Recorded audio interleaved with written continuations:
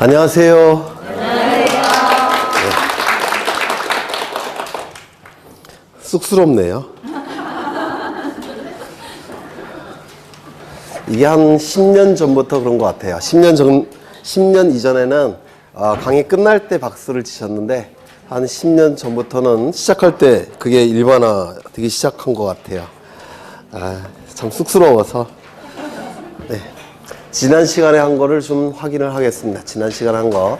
먼저 등기의 개념을 기억하셔야 돼요. 5가지 요소로 구성되어 있죠. 첫 번째, 누가 등기소에 있는 등기관이. 두 번째, 무엇을 부동산 표시와 권리관계에 관한 정보들을 어디에다가 부동산 등기부라는 공적인 장부에다가 어떻게 등기법이 정하는 절차에 따라서 기록하는 것, 기록 자체를 부동산 등기라고 했습니다. 그래서 첫 번째, 누가 등기소에 있는 등기관이. 이때의 등기소는 무엇을 얘기하는 겁니까? 등기소라는 명칭을 가진 국가기관.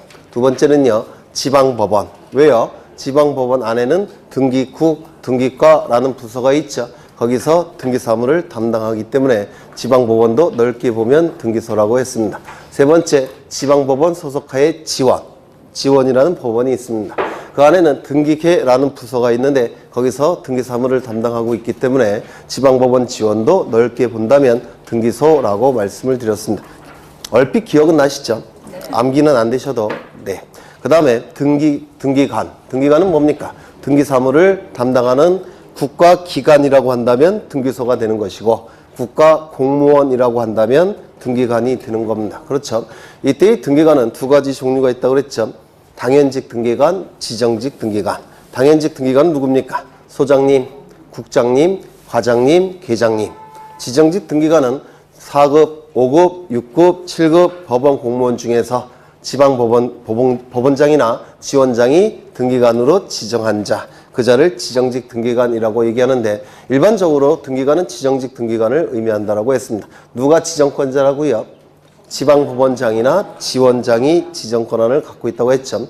그 다음에 무엇을 부동산에 관한 정보와 권리관계에 관한 정보를. 부동산에 관한 정보는 뭐였습니까? 부동산 표시. 맞습니까? 부동산은 2가지가 있죠. 건물과 토지. 따라서 건물의 표시와 토지의 표시 둘로 나눠지는데 건물의 표시는 뭐가 있습니까? 소재, 대지 지번, 종류, 구조, 면적. 토지의 표시는 소재, 지번, 지목, 면적. 맞습니까? 이거는 등기부에 어디에 기록했습니까? 표제부에. 제목을 표시하는 부분 표제부에 기록을 했고 표제부에서 이루어지는 내용들은 전부 다 권리에 관한 내용이 기록되지 않고 눈에 보이는 객관적 사실만 기록이 된다고 해서 사실의 등기라고 말씀을 드렸습니다. 그 다음에 권리에 관한 정보는 어떻게 나눴습니까? 가장 완전한 형태의 권리인 소유권과 소유권에서 도출되는 소유권 이외의 권리로 나눴죠. 소유권은 등기부에 어디에 기록했습니까? 첫 번째 구성 부분인 갑구에. 소유권 이외의 권리는 2번째 구성 부분인 을구에. 그렇죠. 여기서 정보는 소유권에 관한 정보도 있을 테고 소유권 이외의 권리에 관한 정보도 있을 텐데 이 정보는 구체적으로 무엇을 의미합니까? 보전, 설정, 이전, 변경, 소멸, 처분 제한. 그렇죠. 네. 이를 정보라고 얘기를 하는 겁니다. 그래서 소유권에 관한 이러한 내용들은 전부 다 갑구에, 소유권 이외의 권리에 관한 이러한 내용들은 을구에 기록한다고 했습니다. 이 갑구 을구에는 권리에 관한 내용이 기록이 되기 때문에 이는 권리의 등기라고 말씀을 드렸습니다. 그렇죠. 그 다음에 어디에다가 부동산 등기부라는 공적인 장부에다가. 부동산 등기부는 우리 등기법에서 2개로 구분하고 있죠. 건물 등기부, 토지 등기부. 맞습니까? 건물 등기부와 토지 등기부는 구성이 어떻게 돼 있죠? 표제부, 갑구, 을구. 그런데 건물 등기부는 일반 건물 등기부와 집합 건물 등기부 둘로 나눴죠. 그렇죠. 집합 건물 등기부는 좀 구성이 특이하다고 그랬죠. 그래서 집합 건물 등기부는 한 동 전체에 대한 표제부와 한 동 전체에 대한 표제부와 모든 전유 부분에 대한 표제부, 갑구, 을구로 구성이 되고 출제되는 등기부는 집합 건물 등기부가 출제가 된다고 했습니다. 등기법이 정하는 절차가 있었죠. 절차는 뭐였습니까? 먼저 신청이 있을 테고 그러면 등기소에서 접수할 테고 접수를 한 다음에 조사를 해봅니다. 그래서 법률 용어는 조사인데요. 보통 학자들은 심사라는 용어를 써요. 법률 용어는 조사라는 용어가 맞습니다. 그래서 신청, 접수, 조사. 그 다음에요. 조사가 이루어지면 이제 어떻게 합니까? 실행이 되겠죠. 빠진 내용이 없다면 실행을 할 테고 빠진 내용이 있다면 각하 결정을 하게 될 겁니다. 실행이 된 다음에 뭘 합니까? 교합 처리를 하는 겁니다. 교합 처리는 신청 정보의 내용과 등기부에 기록된 내용이 정교하게 합치된지 여부를 따져보는 것. 이를 교합 처리한다 이렇게 얘기합니다. 그래서 교합 처리가 이루어진다면 이제는 등기 완료를 통지하게 됩니다. 그렇죠. 그런데 이 교합 처리는 이 순서는 등기가 신청되는 방법은 두 가지가 있는데요. 등기소에 방문해서 신청하는 방법과 그 다음에 인터넷을 통해서 신청하는 방법 두 가지가 있습니다. 방문 신청의 경우에는 이 순서가 고스란히 유지가 돼요. 그런데 전자신청, 인터넷 신청의 경우에는 이 순서가 약간 뒤바뀝니다. 그래서 요즘은 잘 출제가 되지는 않습니다. 예전에 많이 출제가 됐지만 그 다음에 기록하는 것, 기록 자체를 부동산 등기라고 말씀을 드렸습니다. 그렇죠. 그래서 이 5가지 개념 요소를 좀 기억해 두실 필요가 있습니다. 그 다음에 지난 시간에 뭘 했느냐면 186조를 했죠. 186조. 부동산에 관해서 법률행위 플러스 등기까지 이루어지면 물권 변동의 효력이 나타난다고 했습니다. 이때 물권 변동의 효력이 발생하는 시점은 어느 시점이었습니까? 접수 시. 그렇죠. 접수 시점에 등기의 효력이 발생하기 때문에 접수 시점에 물권 변동의 효력이 발생한다고 했습니다. 이때 186조는 등기가 성립 요건이죠. 법률행위 플러스 등기까지 이루어지면 물권 변동의 효력이 발생하니까 효력 발생 요건이라고도 얘기하고 물권 변동의 효력이 성립이 된다고 해서 성립 요건이라고도 얘기할 겁니다. 민법에서도 하셨을 거예요. 이것과 대꾸가 되는 게 몇 조입니까? 187조. 법률 규정에 의한 물권 변동 이렇게 얘기하죠. 이 법률 규정에 의한 물권 변동의 경우에는 물권이 변동이 될 때 등기가 필요합니까? 필요 없습니까? 필요 없다라고 했습니다. 다만 다른 자에게 처분하기 위해서는 등기를 갖춘 다음에 처분해야 된다라고 말씀드렸죠. 그래서 187조의 등기는 처분 요건으로서의 등기라고 얘기를 했습니다. 그렇죠. 이때 187조는 186조처럼 어느 시점에 물권 변동의 효력이 발생하는지가 출제가 돼요. 물론 등기법보다는 민법에서 출제될 가능성이 조금 더 높아요. 그러니까 민법, 등기법 양쪽에서 다 출제가 됩니다. 첫 번째 상속. 어느 시점에 물권 변동의 효력이 나타납니까? 상속 개시 시. 그렇죠. 그 다음에 공용징수. 공용징수는 3가지가 있는데요. 수용, 몰수, 징발 이렇게 3가지를 공용징수라고 불러요.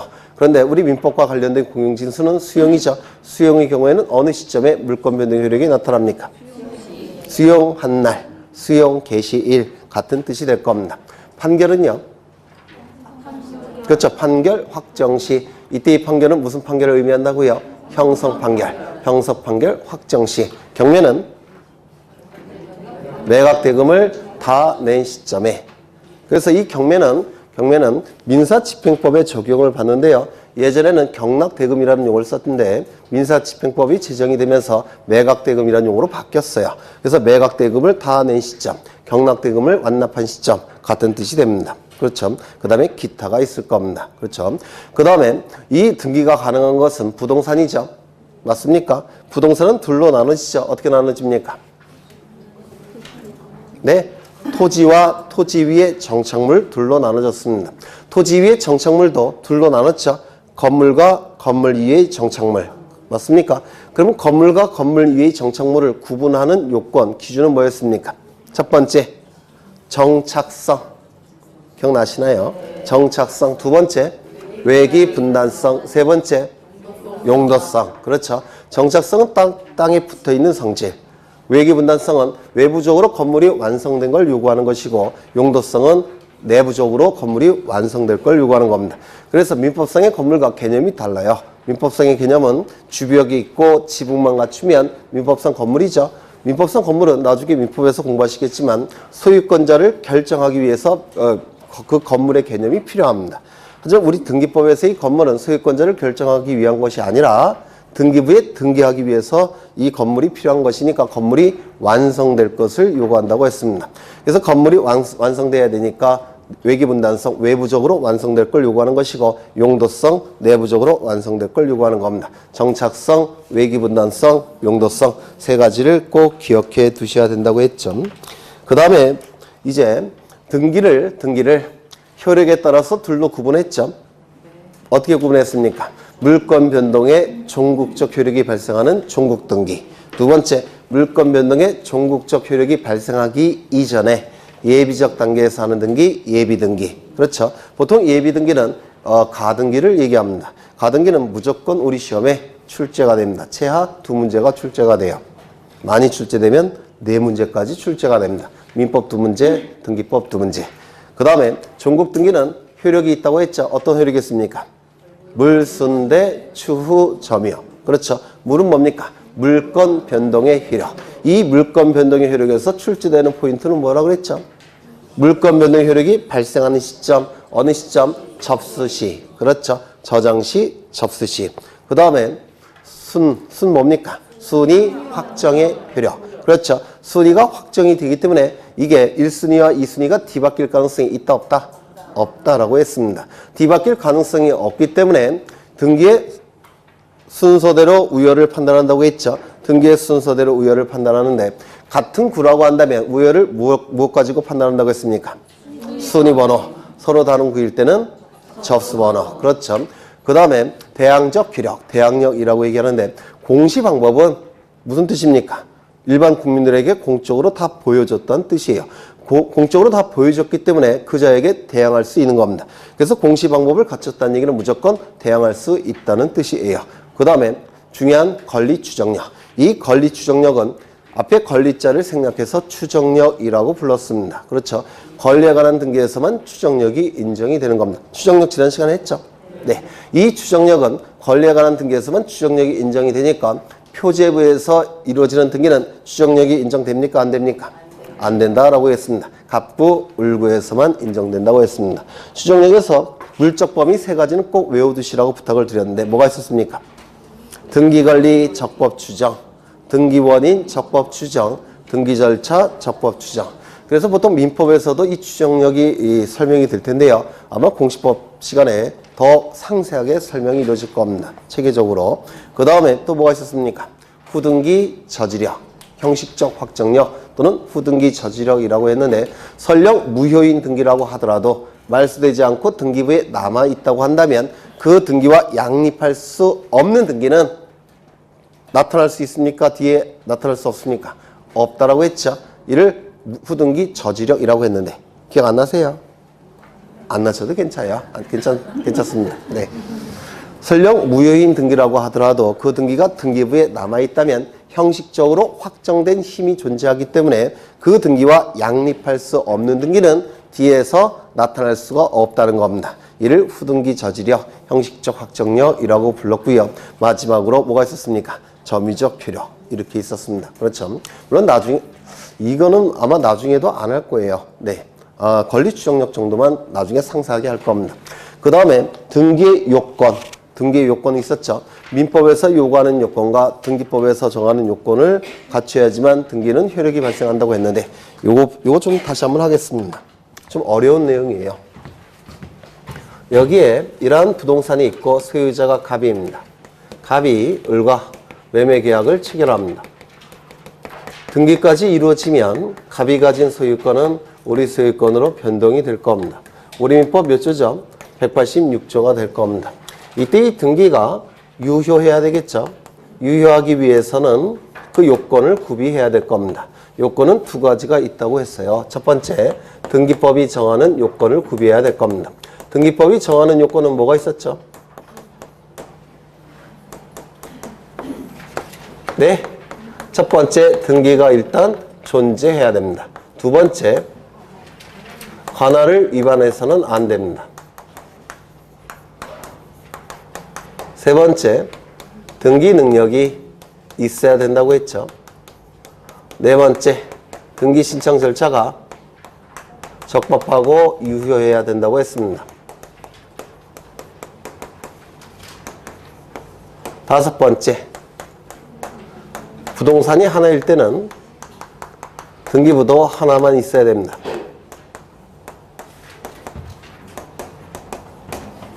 이 5가지를 보통 등기법이 정하는 요건이라고 불렀습니다.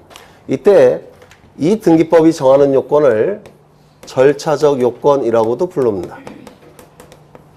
왜냐하면 이 등기법은 등기 절차를 규율하는 법이기 때문에 절차법이라고 불러요. 절차법. 그래서 절차적 요건이라고 부르고요. 요 안에는 뭐가 있다고 했습니까? 물권행위가 있다고 했죠. 기억나십니까? 물권행위. 보통 매매계약을 체결하는 것은 채권행위라고 불러요. 매매계약이 체결된 다음에 갑은 을에게 각종 등기서류 건네주겠죠. 을은 갑에게 뭘 줍니까? 대금을 지불하겠죠. 맞습니까? 이 등기서류와 대금이 교환되는 행위를 보통 물권행위라고 부릅니다. 물권 변동을 일으키는 행위, 물권행위. 그렇죠. 그러면 우리 민법 186조는 요걸 얘기하는 겁니다. 물권행위 플러스 등기 물권 변동. 채권행위 플러스 등기 물권 변동이 아니고요. 물권행위 플러스 등기 물권 변동이 186조에 나와 있는 겁니다. 그러면 요거는 실질이죠. 요건 형식입니다.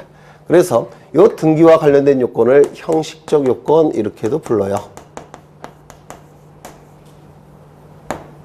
어떤 용어로 출제될지 모릅니다. 그래서 다 알고 계셔야 돼요. 등기법에서 정하는 요건, 절차적 요건, 형식적 요건, 어떤 용어로 출제될지 모르니까 다 기억해 두셔야 됩니다. 그 다음에 두 번째, 민법에서 정하는 요건을 구비해야 됩니다. 다 한 것 같은데 이 민법에서 정하는 요건을 뭐라고 부르냐면 실체적 요건 이렇게 불러요. 왜 실체라는 문구를 쓰느냐면 법의 실체는 나중에 민법에서 공부하시겠지만 권리와 의무를 얘기합니다. 법의 실체는 권리와 의무인데요. 자본주의 사회에서는 권리 위주로 얘기합니다. 사회주의 국가에서는 의무 위주로 얘기를 해요. 그래서 여러분이 민법에서 권리에 관한 내용이 쭉 나오게 됩니다. 그러면 권리 의무와 관련된 법률이 뭐냐면 민법이에요. 권리 의무와 관련된 법률이 권리 의무의 발생 변경 소멸과 관련된 법률이 민법입니다. 그래서 민법을 실체법이라고 불러요. 그래서 민법에서 정하는 요건을 실체적 요건 이렇게 얘기를 하는 겁니다. 그 다음에 요게 아까 뭐라고 했습니까? 실질. 요거는요. 형식. 맞죠? 그래서 이걸 또 뭐라고도 부르겠습니까? 실질적 요건 이렇게도 불러요. 어떤 용어로 출제될지 모르니까 다 기억해 두셔야 됩니다. 요거를. 그러면 이 민법에서 정하는 요건은 무엇을 의미하느냐면 일단 요게 있어야 되겠죠. 부동산. 맞습니까? 그 다음에 당사자가 있어야 되겠죠. 맞습니까? 그리고 요것도 있어야 될 겁니다. 맞습니까? 그런데 이 부동산과 당사자는 너무나도 당연하기 때문에 보통 요거 갖고 얘기를 합니다. 물권행위.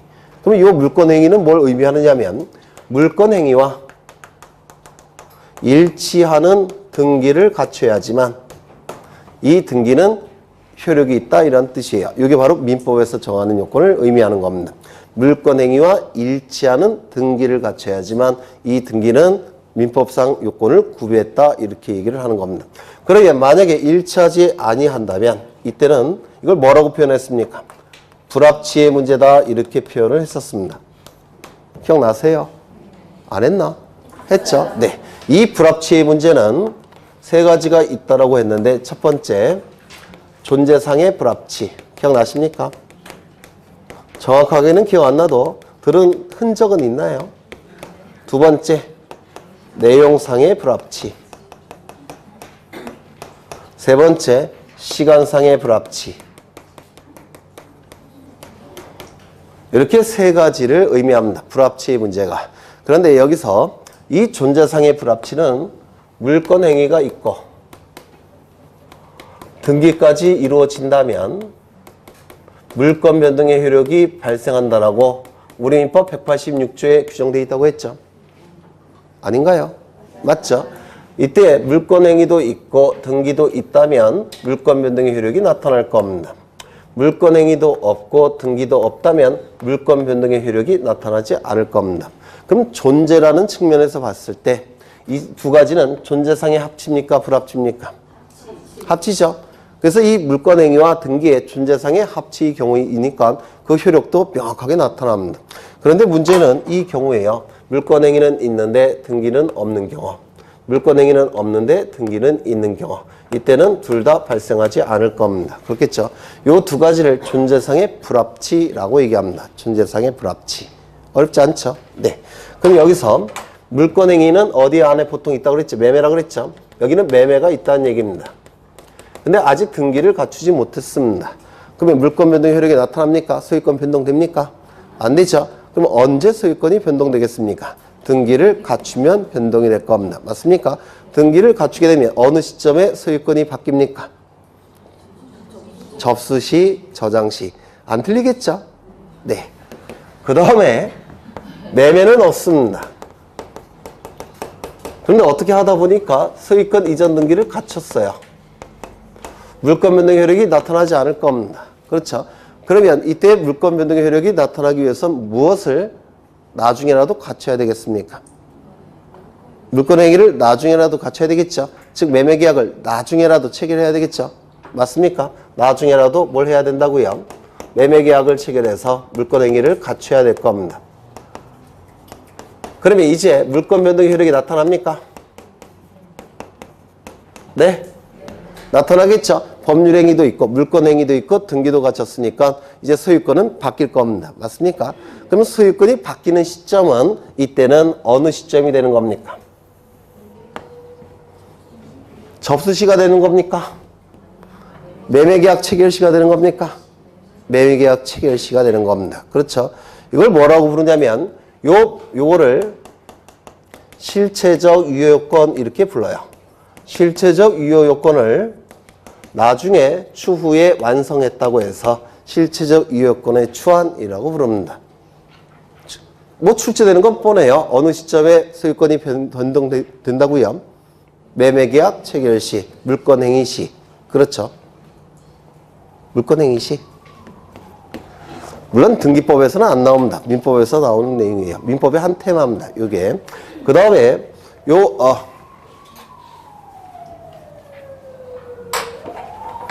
시간상의 불합치. 시간상의 불합치를 보시면 불길한데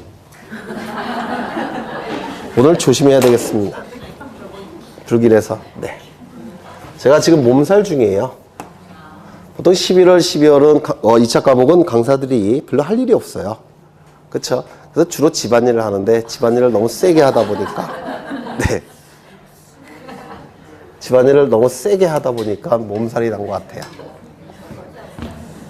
맞습니다. 설거지와 청소.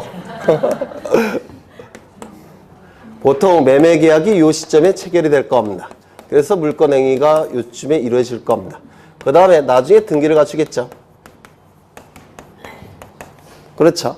보통 매매 계약과 등기를 동시에 할 수 있습니까? 없겠죠. 지금 시간적인 갭이 존재하죠.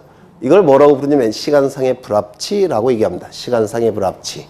그러면 이 시점에 갑과 을이 매매 계약을 체결했습니다.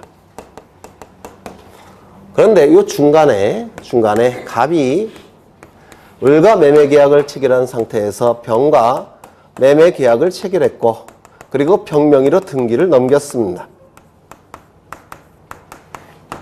민법에서 하셨습니까? 민법에서. 지금 민법 어디 하고 계신가요? 물론 모르시겠죠? 그럼 지난 시간에 아무 용어나 좀 떠올려 보시죠. 어제 아닌가? 네? 화요일? 아, 너무 많이 지났네요. 네. 그러면 교재의 앞부분, 중간, 뒷부분. 앞부분, 총치. 왔다 갔다. 네. 그러면 이중매매 공부하셨습니까? 네. 잠깐 앞에만. 네. 을과 매매 계약을 체결했고 병과 또다시 매매 계약을 체결했죠. 매매가 이중으로 이루어졌죠. 맞습니까? 요 매매 계약이 체결됐다면 을은 소유권 이전 등기 청구권만 발생한 거죠. 요 병은 등기까지 갖췄으니까 소유권 취득했죠. 그러면 을이 갖고 있는 권리는 갑에 대한 권리고 병이 갖고 있는 권리는 부동산에 대한 권리죠. 어느 게 우선합니까? 병이. 따라서 병은 소유권을 확정적으로 취득합니다. 맞습니까? 그러면 을이 이 부동산에 대한 소유권을 취득하기 위해서는 자신의 명의로 등기만 갖춰야 되겠습니까? 아니면 현재 소유권자인 병과 다시 매매계약 체결하고 병으로부터 등기를 갖춰야 되겠습니까? 병으로부터 다시 매매계약 체결하고 등기 갖춰야 되겠죠. 맞습니까? 그렇겠죠. 이거를 뭐라고 부르냐면 권리기석의 변동이라고 얘기합니다. 권리기석의 변동. 소유권이 갑에게 기속된 상태에서 병에게 다시 기속이 바뀌었죠. 그래서 병과 다시 계약을 체결한다는 뜻이에요. 이것도 권리기속의 변동이라는 테마인데요. 민법에서 아주 고급 문제로 출제가 되는 겁니다. 우리 등기법에서 안 나와요. 그래서 이 시간상의 불합치 이 문제는 민법에서 출제가 되는 겁니다. 그래서 이 두 가지는 다 민법에서 출제가 돼요. 그래서 저는 요 정도만 보고 이제 이거를 보고자 합니다. 내용상의 불합치. 내용상의 불합치. 이 내용상의 불합치는 둘로 나눠지는데요. 양적 불합치. 쓰지 마세요. 그 다음에 질적 불합치. 나중에 프린터로 나눠 드릴 거예요. 양적 불합치, 질적 불합치가 나오는데 여기서 어떠한 테마가 나오느냐면 일부 무효의 법리라는 거 들어보셨습니까? 일부 무효의 법리. 못 들어보셨어요? 네. 일부 무효의 법리가 여기서 적용이 됩니다. 그것도 민법에서 하실 거예요. 저는 이것 때문에 하는 겁니다. 이 질적 불합치도 둘로 나눠지는데요. 첫 번째, 권리의 주체, 객체. 지난 시간에 한 것 같은데 내용상의 불합치. 두 번째, 등기가 이루어지는 과정 또는 절차상의 불합치.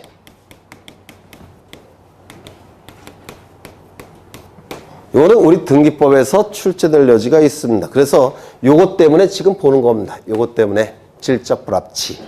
굉장히 유용한 도구를 여기서 도출해낼 거예요. 우리 등기법에서. 그러면 권리의 주체, 객체, 내용상의 불합치는 뭐냐면 갑이율과 매매계약을 저기서 하고 있죠. 그러면 누구 이름으로 등기를 갖춰야지 소유권이 을에게 기속이 됩니까? 네? 을의 이름으로 등기를 갖춰야지만 을에게 소유권 취득을 인정할 수 있겠죠. 그런데 엉뚱한 병의 이름으로 등기가 됐다는 겁니다. 병을 하지 말고 A로 하겠습니다. 지금 을이 갑과 매매계약을 체결했죠. 따라서 누구 명의로 등기가 돼야 됩니까? 을의 명의로. 그런데 을의 이름으로 등기되지 않고 A의 이름으로 등기가 됐다는 겁니다. 즉 권리 주체가 엉뚱한 사람 이름으로 등기가 됐다는 겁니다. 그러면 을은 소유권 취득할 수 있습니까? 없겠죠. 당연히 무효인 등기가 될 겁니다. 이 A 명의 등기는 무효인 등기가 될 겁니다. 이를 권리 주체의 불합치라고 얘기합니다. 엉뚱한 권리의 주체가 엉뚱한 사람으로 등기가 됐다는 겁니다. 효력을 인정할 수 없겠죠. 그렇겠죠. 이게 주체의 불합치라고 얘기를 하는 것이고요. 두 번째, 지금 이 토지는 100번지 토지입니다. 그러면 을의 이름으로 등기가 돼야 되는데 몇 번지 토지 등기부에 을의 이름으로 등기가 돼야 되겠습니까? 100번지 토지 등기부에 소유권 이전 등기가 을의 이름으로 돼야 되겠죠. 그런데 엉뚱한 101번지 토지 등기부에 을의 이름으로 등기가 됐다는 겁니다. 즉 소유권의 객체가 되는 토지가 엉뚱한 토지 등기부에 을의 이름으로 등기가 됐다는 겁니다. 을은 소유권 취득할 수 있겠습니까? 없겠죠. 이걸 객체의 불합치라고 얘기합니다. 그러면 객체의 불합치의 등기는 효력을 절대로 인정할 수가 없을 겁니다. 맞습니까? 그 다음에 내용상의 불합치. 지금 소유권에 관한 매매계약을 체결했죠. 맞습니까? 그러면 100번지 토지 등기부에 소유권 이전 등기가 을의 이름으로 이루어져야 될 겁니다. 맞습니까? 그런데 엉뚱한 전세권 등기가 을의 이름으로 이루어졌다는 겁니다. 따라서 을은 소유권을 취득할 수 있습니까? 없겠죠. 엉뚱한 내용의 등기가 등기부에 기록이 됐다면 이 등기도 효력을 인정할 수가 없습니다. 이를 내용상의 불합치라고 불러요. 어렵지 않죠? 그래서 등기의 주체, 등기권리의 주체, 객체, 내용상의 불합치는 절대로 효력을 인정할 수가 없습니다. 이게 어려운 건데 이해하는 척들 하시네요. 세상에. 굉장히 어려운 내용인데. 네. 네. 근데 이것보다는 이것 때문에 하는 겁니다. 이건 뭘 의미하느냐면 우리 등기법에서는 등기가 이루어지는 과정에 대해서 규정들이 있겠죠. 그러면 등기가 이루어지는 과정, 절차에 대한 규정이 우리 등기법에 있는데 당연히 그 절차에 관한 규정을 다 거치면서 등기가 이루어질 겁니다. 맞습니까? 등기법에서는 등기 절차, 등기 과정에 대한 규정들이 있을 겁니다. 그 규정들을 다 거치면서 등기가 이루어질 겁니다. 그런데 그 규정을 빼먹고 등기가 실행이 됐다는 겁니다. 그 절차에 관한 규정을 지키지 않고 등기가 실행이 됐다는 겁니다. 이를 등기 절차상의 불합치, 등기 과정상의 불합치라고 얘기합니다. 이거 이해가 되십니까? 등기법이 정하는 절차를 거쳤다, 안 거쳤다? 안 거쳤다. 안 거쳤을 때 등기 효력을 인정할 수 있느냐? 이게 등기가 이루어지는 과정상의 불합치, 절차상의 불합치라고 얘기합니다. 그러면 이 절차상의 불합치, 과정상의 불합치, 즉 등기법이 정하는 절차를 거치지 않은 등기들이 있을 겁니다. 그 거치지 않은 등기가 뭐가 있냐면 첫 번째, 중간 생략 등기. 무조건 출제되는 내용이 될 겁니다. 등기법에서도 출제 영순위, 우리 민법에서도 출제 영순위입니다. 두 번째, 무효 등기의 유형. 들어보셨습니까? 이것도 등기법이 정하는 절차를 거치지 않았습니다. 세 번째, 실제 원인과 다른 등기. 이것도 등기법이 정하는 절차를 거치지 않았습니다. 요 세 가지. 이건 전부 다 우리 민법과 등기법에서 양쪽에서 출제 확률이 대단히 높습니다. 요 세 가지는. 그러면 이제 하나 더 보겠습니다. 아마 뭐 따로 외우실 필요는 없으세요. 민법과 등기법을 공부하시면서 자동적으로 이게 자꾸 뭐 되뇌이게 될 겁니다. 여기에 이러한 부동산이 있고 소유권자가 갑입니다. 갑이 을과 매매 계약을 체결합니다. 소유권 이전 등기까지 이루어지면 갑이 가진 소유권은 을의 소유권으로 변동이 될 겁니다. 이때 갑을 뭐라고 부르냐면 등기 의무자라고 부릅니다. 을을 등기 권리자라고 불러 이따가 할 겁니다. 갑을 등기 의무자, 을을 등기 권리자라고 부르는데 이 갑과 을은 등기소에 가서 등기를 같이 신청합니다. 이를 공동신청이라고 불러요. 등기를 신청하러 갑니다. 등기를 신청하러 갈 때는 갑과 을은 등기 신청 정보라는 서류를 등기소에 제출합니다. 등기 신청 정보라는 서류를 제출해요. 예전엔 등기 신청서라는 용어를 썼는데요. 지금은 신청 정보라는 용어를 씁니다. 그 다음에 신청 정보의 내용을 이제 보고서 등기관은 등기부에 옮겨 적습니다. 요즘은 등기 기록이라는 용어를 더 많이 씁니다. 신청 정보의 내용을 등기 기록에 옮겨 적는 것을 등기를 실행한다라고 얘기합니다. 그러면 여기 있는 내용을 보고서 등기관은 이쪽에 옮겨 적는 거예요. 이게 등기를 실행한다라고 얘기합니다. 그런데 이 내용을 여기다가 옮겨 적기 위해서는 이 내용이 정확해야 되겠죠. 지금 등기 기록을 통해서 그 내용이 공시가 되기 때문에 정확한 내용을 공시해야 됩니다. 정확한 내용을 여기다 기록하기 위해서는 이 내용도 정확해야 돼요. 맞습니까? 그럼 이 내용이 정확하다는 것을 등기관이 확인을 먼저 해야 됩니다. 이 내용을 확인하기 위해서는 갑과 을은 등기를 신청할 때는 각종 정보들을 첨부합니다. 아이고. 각종 정보들을 첨부하게 돼요.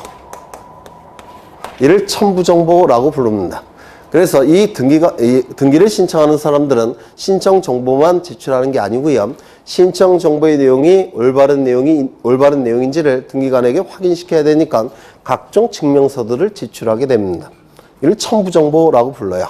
그러면 이 첨부 정보가 등기소에 제출이 되면 등기관은 이걸 이용해서 이 내용을 확인한 다음에 이쪽에 옮겨 적습니다. 이를 등기를 실행한다라고 부릅니다. 만약에 이 내용을 가지고 이것을 확인을 못하게 되면 등기를 거부하는 겁니다. 각하한다 이렇게 얘기를 해요. 그래서 정확하게 이걸 가지고 이 내용을 확인했다면 등기를 실행하는 것이고 확인이 안 되면 각하 결정을 하게 됩니다. 여기까지 이해가 되십니까?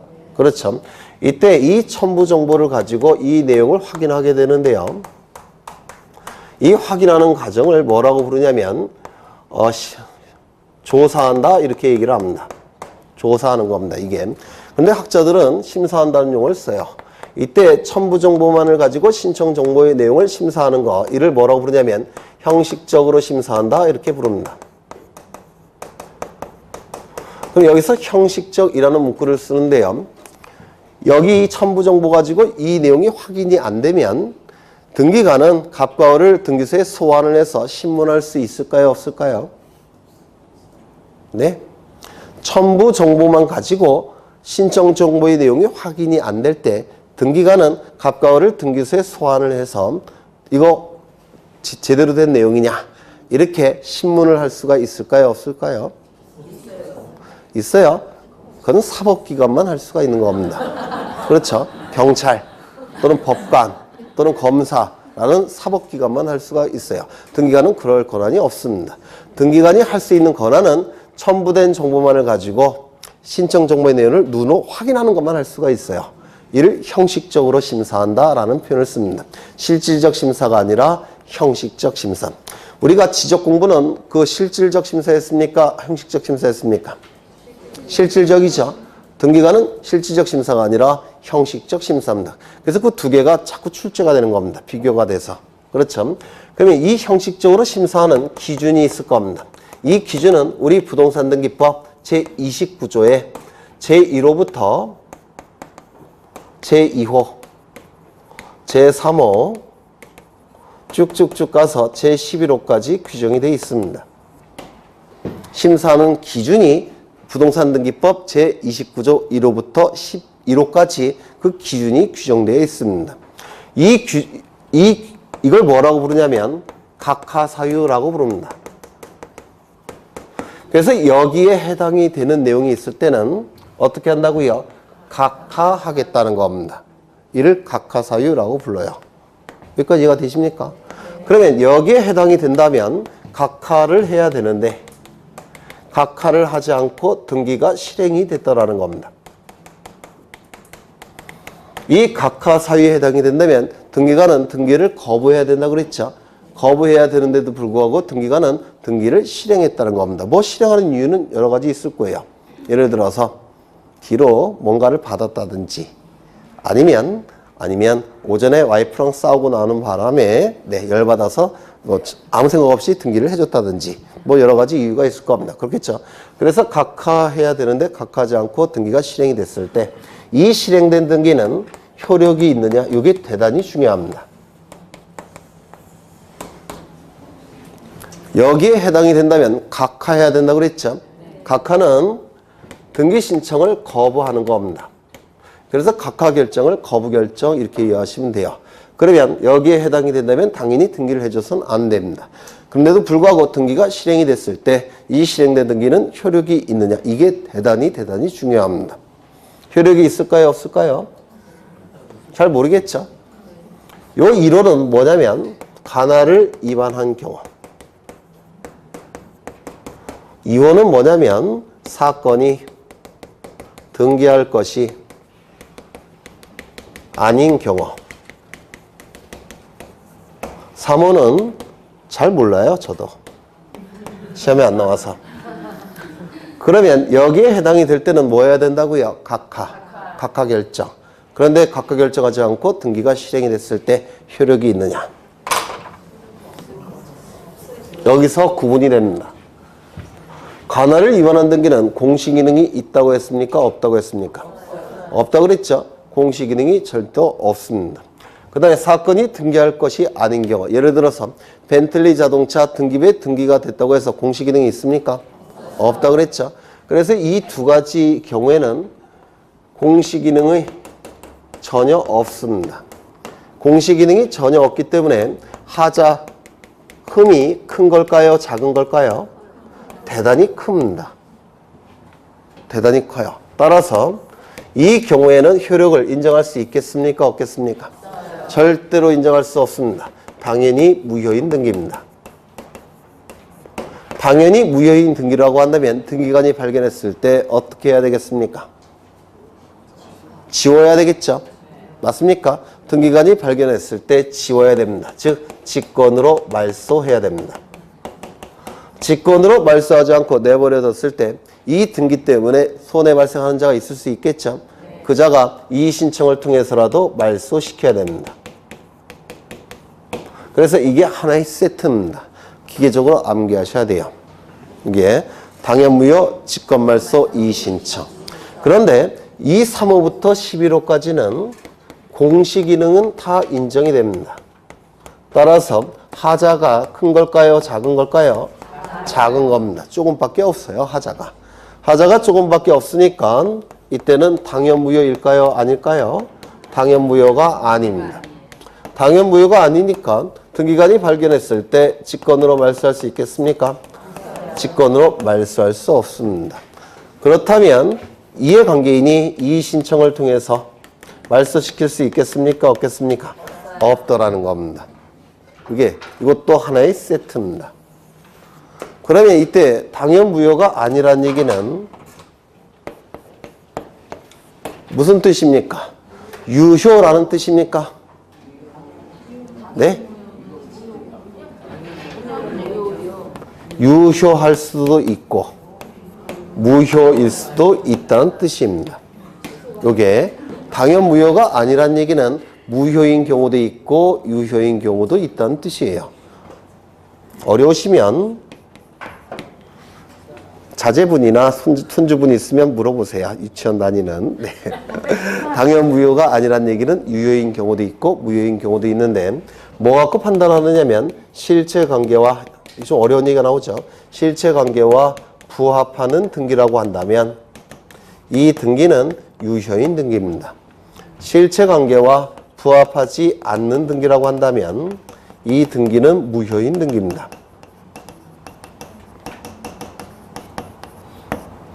이 등기는 무효인 등기입니다. 그러면 실체관계 부합 여부로 판단해야 되겠죠. 맞습니까? 그러면 실체관계란 건 뭘 얘기하느냐면 법의 실체는 아까 뭐라고 말씀드렸습니까? 권리와 의무를 얘기하는 겁니다. 권리와 의무를 법의 실체라고 불러요. 자본주의 사회에서는 권리 위주로 얘기하는 것이고 사회주의 국가에서는 의무 위주로 얘기하는 겁니다. 우리나라는 자본주의 국가죠. 따라서 권리 위주로 얘기합니다. 권리를 얘기하는 겁니다. 그러면 이건 실체관계와 부합한다는 얘기는 뭐냐면 어차피 권리를 취득할 자 이름으로 등기가 이루어졌다면 그때는 이 등기는 무효인 등기고 권리를 취득하지 못할 자 이름으로 등기가 됐다면 이 등기는 무효라는 뜻입니다. 이게 실체관계 부합이라는 뜻이에요. 예를 든다면 갑과 을은 부부예요. 여기는 남편, 여기는 부인. 이게 부인이라고 한다면 이게 남편입니다. 요즘은 남녀평등 시대니까. 그런데 이 갑이 일주일에 한 5일 정도는 매일같이 술 먹고 들어옵니다. 남자일 수도 있고 여자일 수도 있습니다. 이게 일주일에 5일 정도는 술 먹고 들어오는데요. 곱게 들어오면 상관이 없는데 꼭 3시, 4시에 들어옵니다. 그것도 발로 뻥뻥 현관문을 차면서 들어와요. 그럴 수 있겠죠? 제 얘기 갖고 만든 예예요. 네, 이게 새벽 3시, 4시에 맨날 발을 뻥뻥 차고 현관문 차면서 들어옵니다. 그럼 맨날 싸우겠죠? 맨날 싸울 겁니다. 그래서 요 갑이 을에게 이렇게 얘기합니다. 내가 한 번만 더 새벽 3시에 술 먹고 현금을 차고 들어온다면 이 아파트 너한테 넘길게 이렇게 얘기합니다. 그럴 수 있겠죠? 네, 아파트 넘길게. 그러면 갑과 을 사이에 증여 계약이 체결된 겁니다. 증여, 공짜로 넘기니까 이거 매매가 아니라 증여가 될 거예요. 나중에 민법에서 공부하시겠지만 정지 조건이라는 게 부과된 겁니다. 그래서 정지 조건부 증여 계약이 체결된 거예요. 이때 아파트에 대해서. 이 아파트의 시가는 타워 팰리스니까 30억짜리입니다. 어차피 제 돈도 아니니까 세게 가는 겁니다. 네.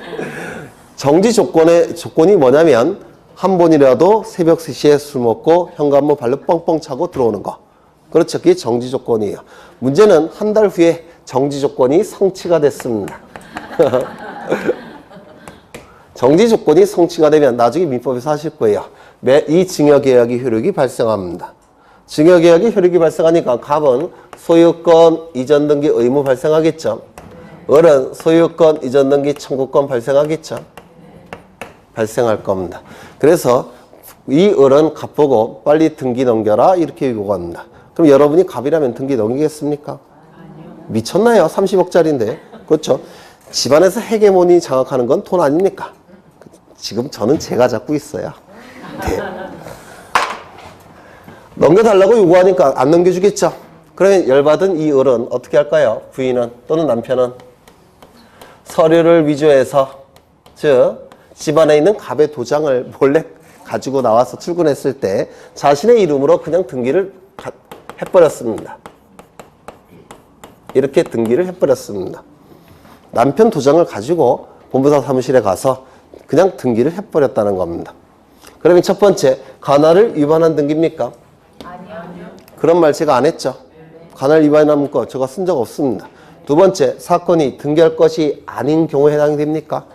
아니죠. 갑과을이 등기를 신청하는 것이 정상이지만 이 을이 등기를 단독으로 했을 뿐이죠. 사건이 등기할 것이 아닌 경우에 해당되지도 않습니다. 즉 벤틀리 자동차 아니에요. 아파트예요. 그렇죠. 여기도 아니죠. 그러면 이 서류가 위조가 돼서 을 명의로 등기가 된 것은 여기 어딘가에 해당이 될 겁니다. 정확하게 어딘지는 모르겠지만 3호부터 11호 어딘가에 해당이 될 겁니다. 맞습니까? 그러면 이 등기는 당연히 무효인 등기입니까? 아닙니다. 따라서 등기관이 직권으로 발수할 수 있습니까? 없습니다. 이 신청을 통해서 발수시킬 수 있을까요? 없습니다. 당연히 무효는 아니란 얘기는 실체관계 부합 여부로 판단할 겁니다. 맞습니까? 그러면 이 등기는 실체관계와 부합하는 등기일까요? 아닐까요? 부합하는 등기입니다. 왜요? 증여계약이 체결됐고 효력까지 발생했기 때문에 을은 어차피 이 아파트에 대한 소유권을 취득할 자입니다. 취득할 자 명의로 등기를 갖춘 겁니다. 다만 등기법이 정하는 요건만을 등기법이 정하는 그 과정을 거치지 않은 것에 불과합니다. 맞습니까? 따라서 이 을은 소유권을 확정적으로 취득합니다. 을은. 이게 사법시험에도 나왔던 겁니다. 중개사 시험에도 나왔고 서류가 위조가 돼서 등기가 갖췄을 때 이때는 당연무효는 아니니까 실체관계와 부합 여부로 따질 테고 이때 을은 실체관계와 부합하는 등기를 갖췄기 때문에 소유권을 취득합니다. 이제는 나가라 그러면 되겠죠. 네. 나가라 그러면 됩니다. 따라서 유효인 등기입니다. 여기 되셨나요? 물론 갑도 무기가 있죠. 무슨 무기가 있습니까? 네? 갑은 어떻게 하면 돼요? 네? 형사 고소하면 돼요. 자기 배우자를 형사 고소합니다. 그럼 여러분이 을이라고 한다면 감옥에 30억짜리 꿀꺽하고 감옥에 가겠습니까? 아니면 돌려주겠습니까? 네? 실질적으로 감옥은 안 가요. 그냥 보통 집행유예 받을 겁니다. 그러니까 정가 기록만 하나 이렇게 선 그어질 거예요. 저 같으면 그냥 정가 하나 갖고 새 출발하는 게 낫지 않을까 싶은데 30억이면 뭐 살 수 있지 않습니까? 네. 그러면 이제 다시 하겠습니다. 여기서 보시면 중간 생략 등기는 관할을 위반한 등기일까요? 아닐까요? 아니겠죠. 이거는요. 무효등기 유형은 아니겠죠. 이것도 아닙니다. 그래서 이 중간 생략 등기, 이 무효등기 유형, 실체 원인과 다른 원인에 의한 등기는 전부 다 3호부터 11호 어딘가에 해당되는 등기입니다. 3호부터 11호 어딘가에 해당되는 등기라고 한다면 이 세 가지 내용은 여기 해당되는 등기들은 전부 다 당연 무효는 아니고 실체관계와 부합한다면 유효가 될 겁니다. 그래서 우리 민법에서 출제가 될 때는 대부분 실체관계와 부합해요. 그러면 이 등기들은 전부 다 효력이 있겠습니까? 없겠습니까? 민법에서 출제가 될 때는 다 원칙적으로 유효하다 이렇게 판단하는 겁니다. 그래서 이게 워낙 중요하고 요 틀을 민법에서 굉장히 많이 사용할 수가 있기 때문에 꼭 기억하셔야 돼요. 물론 여러 번 할 겁니다. 네. 그 정도 보셨고요. 이제 어디를 보시냐면 지난 시간에 여기까지 한 것 같아요.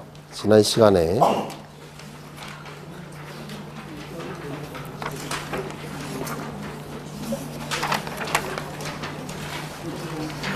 여기까지 한 거 맞죠?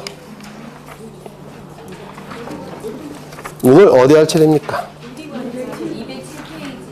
207페이지. 네. 등기관의 책임. 네, 요것 좀 보겠습니다. 이 등기관의 책임도 예전에는 자주 출제가 됐는데요. 요즘 잘 안 나와요. 그냥 이해하시면 될 것 같아요.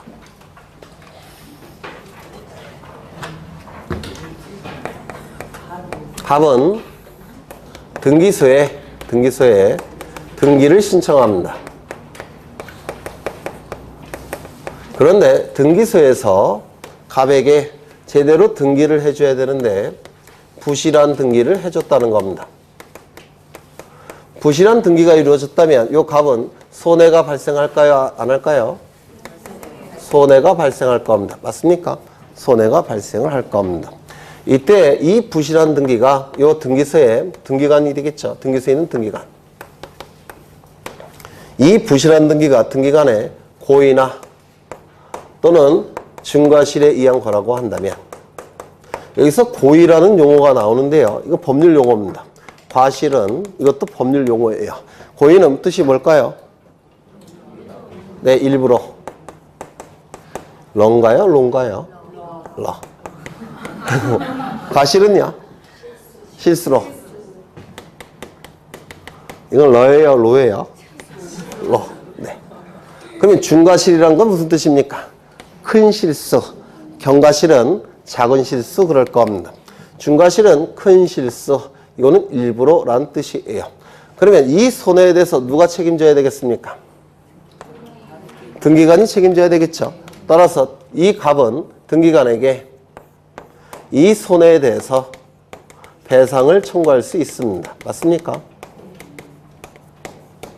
문제는 이 등기관의 법적 지위는 뭐냐면 국가공무원입니다. 그렇죠? 국가공무원이니까 국가가 이 등기관을 제대로 감독을 못한 겁니다. 제대로 감독을 못했으니까 이 손해에 대해서 책임져야 되겠죠. 따라서 갑은 누구에게도 배상 청구할 수 있을까요? 국가에게도 배상 청구할 수가 있습니다. 손해에 대해서 배상을 청구할 수가 있더라는 겁니다. 양쪽에 배상을 청구하게 됩니다. 이거 이해가 되십니까? 국가가 제대로 감독을 못했기 때문에 그렇습니다. 그렇죠? 그런데 문제는 이 손해가 10억이라고 한다면 여기에도 10억 배상 청구하고 여기에도 10억 배상 청구한다면 손해는 10억인데 배상은 얼마를 청구하는 겁니까? 20억을 청구하죠. 남는 장사죠. 이건 절대로 인정할 수가 없어요. 요게 따라서 양쪽에 하나를 선택하게 될 겁니다. 맞습니까? 선택했을 때 여러분이 갑이라고 한다면 누구의 배상 청구하겠습니까? 국가겠죠. 왜요? 국가는 돈이 많아요. 그렇죠. 요 등기관은 돈이 없을 수도 있죠. 보통 이 사법부 소속의 공무원은 행정부 소속의 공무원보다 월급은 좀 셉니다. 그래봤자 평생 일해도 10억 못 먹을 겁니다. 그렇겠죠. 그래서 등기관에게 배상 청구하는 것은 잘못된 건 아니고 좀 그렇습니다. 아마 변호사가 상담을 잘못한 걸 거예요. 당연히 이쪽에 청구할 겁니다. 그러면 국가가 배상을 청구했다면 국가가 등기관에게 어떤 심할서 같은 거 요구해야 되겠죠. 일부러 큰 실수로 했기 때문에 최종적인 책임을 누가 져야 되겠습니까? 등기관이 져야 되겠죠. 따라서 국가가 배상을 해줬다면 국가는 등기관에게 보상을 구할 수 있는 권리를 행사할 수가 있습니다. 이를 구상권이라고 불러요. 보상을 구하는 권리. 여기까지 되셨습니까? 네.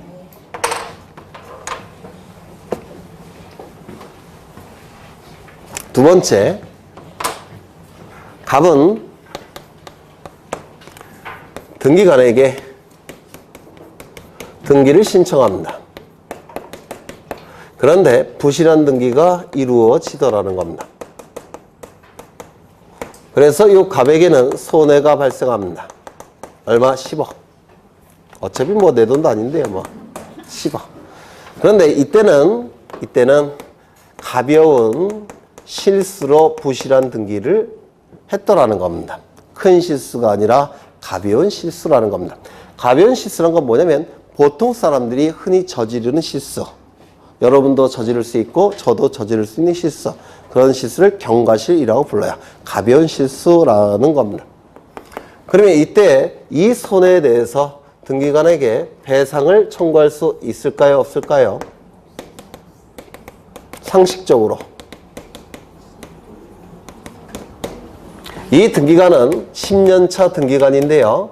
여지까지 연봉 얼마로 할까요? 4천. 10년 동안 4천씩 받았으면 4억 번 겁니다. 10년 동안 근무한 등기관이에요. 그런데 누구나 저지르는 실수에 의해서 아주 가벼운 실수에 의해서 10억을 배상해야 된다고 한다면 여러분 같으면 등기관 하겠습니까? 안 할 겁니다. 그렇겠죠? 이 무거운 책임을 진다면 누구든지 저지를 수 있는 아주 가벼운 실수예요. 이런 실수에 의해서 10억을 다 배상해야 된다고 한다면 등기관이 될 사람은 없습니다. 따라서 이런 가벼운 실수일 때는 이때는 책임을 면하게 합니다. 면책시켜요. 즉 손해배상을 청구할 수 있다 없다? 없다 이렇게 얘기합니다. 요거 이해가 되십니까? 그럼 이 손해를 갑은 감수해야 되겠습니까? 그건 아니겠죠. 누군가 책임은 져야 되겠죠. 누가 책임을 지면 되겠습니까? 등기관은 국가 소속의 공무원이에요. 제대로 감독을 못한 겁니다. 마찬가지로. 따라서 이 손해에 대해서 갑은 국가에 배상 청구할 수가 있습니다. 이렇게 청구를 하는 겁니다. 그러면 양쪽에 청구할 수 있습니까? 아니죠. 국가에게만 배상 청구하는 거죠. 그러면 선택할 수 있습니까? 없습니까? 선택할 수 없습니다. 이때 누구에게만 배상 청구합니까? 국가에게만. 그렇죠. 그러면 국가가 배상을 한 다음에 등기관에게 구상권을 행사할 수 있겠습니까? 즉 보상을 구할 수 있겠습니까? 만약에 보상을 구할 수 있다고 한다면 이 면책시킨 것은 의미가 있을까요? 없을까요? 없습니다. 그렇겠죠? 따라서 구상권 행사가 불가능합니다. 이거 이해가 되십니까? 그러면 이거를 표로서 한번 확인을 해보면 모의고사에는 가끔 나올 겁니다. 먼저 등기관에게 고의 중과실이 있는 경우, 두 번째 등기관에게 가벼운 실수만 있는 경우, 이렇게 둘로 나누고요. 첫 번째, 국가에 배상 청구할 수 있는가? 두 번째, 등기관에게 배상 청구할 수 있는가?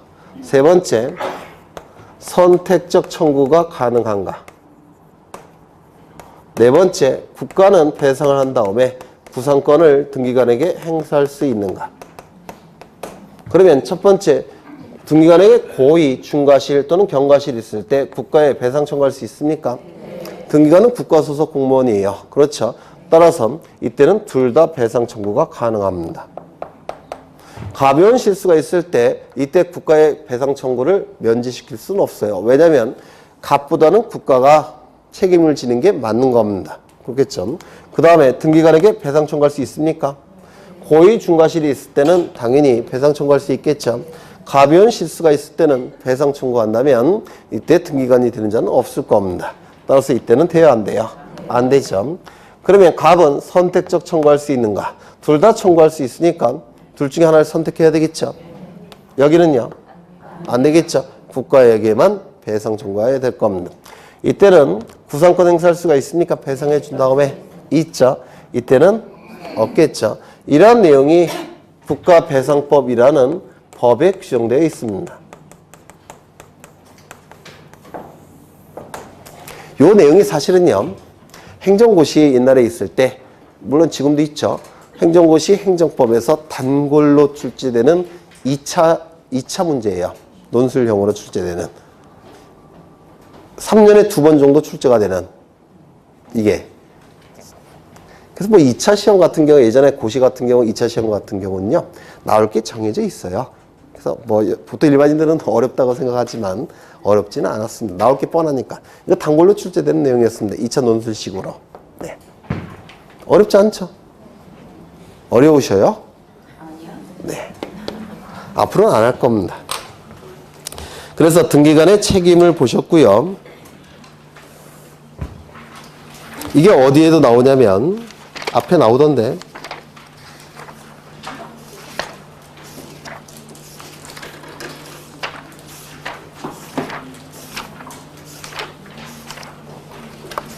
맨 앞에 보시면 166쪽에 166쪽을 보시면 중간에 8번에 국가 배상 책임주의라는 게 나와 있죠. 네, 요걸 얘기하는 겁니다. 요거.